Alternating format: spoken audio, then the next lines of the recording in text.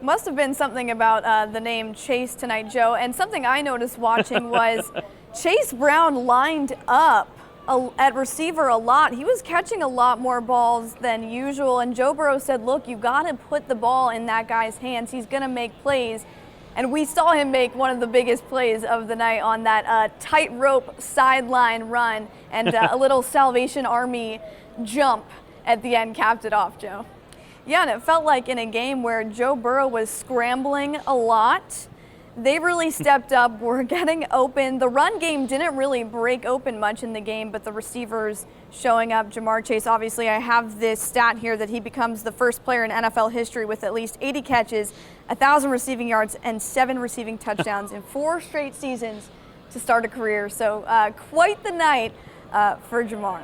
Okay, so Joe, you were on the field, so I have to ask you, did you see the donut exchange between Jamar and Joe? Because I think you and I need to form a bet here. That's what we do, where maybe I get to smash a donut in your face if I win a bet. I'm thinking it. I'm cooking it up.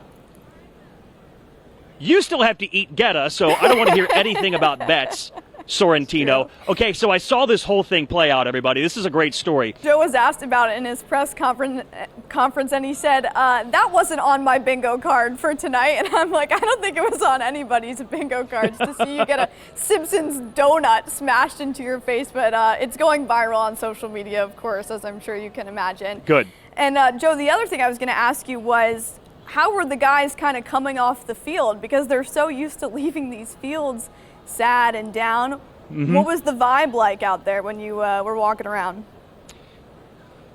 Good question, because